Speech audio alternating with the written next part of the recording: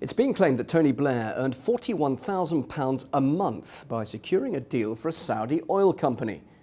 According to documents obtained by the Times newspaper, the former Prime Minister, through his company Tony Blair Associates, agreed to help Petro-Saudi back in November 2010. It has confirmed that the secret agreement was to help them develop business in China, and the work lasted for several months. Well, a spokesman for Tony Blair has confirmed that he worked for the Saudi company back in 2010, but he stressed that the issue was unrelated to his work as envoy to the Middle East on behalf of the Quartet of the United States, European Union, the UN and Russia. Well, joining me now is Member of Parliament for Bradford West and host of RT's Sputnik programme, George Galloway. George, there's nothing wrong, is there, in securing an oil deal for somebody else? He's one of countless people doing that sort of thing. You forgot the commission. It's £41,000 a month as a retainer and between 2 and 5% commission on any deals done. Thus, it was a multi-million pound deal done in secret, which we would never have known about but for the Sunday Times exclusive on Sunday of this week. And it is possibly the most shameful piece of news about a former Prime Minister Britain has ever heard. Why? Because this man, having held office in the British government and carrying out policies in the Middle East to please the Saudi oligarchs, the invasion of Iraq, for example, though there are many others, having closed down the Al Yamama police inquiry into a £1 billion corruption allegation levelled against Saudi oligarchs and many, many other things. Then, as soon as he leaves office, literally as soon, 2010, as soon as it's possible for him to do so, he picks up this big check with the prospects. We don't know how much commission he actually did make because he has shielded his earnings behind a thicket of hedges that make it impossible to see through. But nothing illegal though here, is there? Well, I don't know about that because we can't see through the hedge. And he's the one who erected the hedge before leaving office.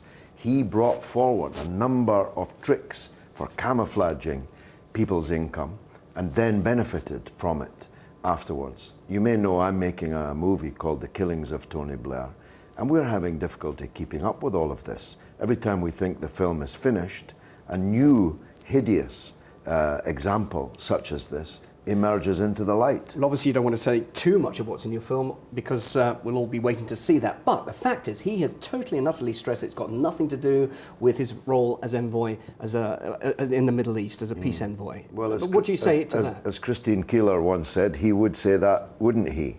She was a famous call girl. And that's what Mr. Blair has become. He's become a hooker for anyone who will pay him.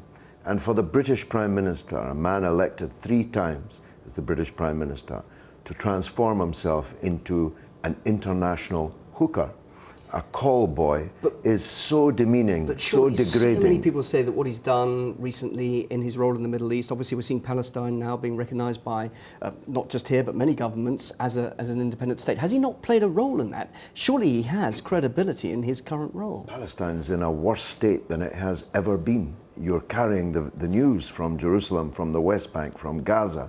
It is in absolute turmoil and on the verge of a new intifada. And insofar as the Palestinians have made any diplomatic progress, it's been despite the efforts of Tony Blair rather than because of them. So I just think this is demeaning, degrading, diminishing, not just for him, I don't care about him, but for the country and for the democratic system. When you transform yourself into, let me be more polite, a London cab for hire by any oligarchy, by any dictatorship, any tyranny, any corporation, as long as they've got the money to pay you, well, what do you call that? Right, yep, you've said it already. Just finally, does he not retain any credibility, though, the way he's been speaking out about events recently, particularly concerning Syria, ISIS, and our foreign policy and what we should be doing? People do listen to him, don't they? I'm amazed at how many media platforms give him attention, because, of course, all of these problems he's now speaking about were in part caused by him. He and George Bush set fire to the Middle East, sent extremism cascading around the world, And now they want to opine on it and charge us a very large sum to hear them speak in person. So I just can't take him seriously. And when you see the film that I've made, you might imagine that he'll be on his way to The Hague. I hope so. When's it coming out? It'll be early next year. George Galloway, thank you very much Thanks, indeed. Bill. Thank you. And just a reminder that you can watch George's show, Sputnik, on RT UK every Saturday here.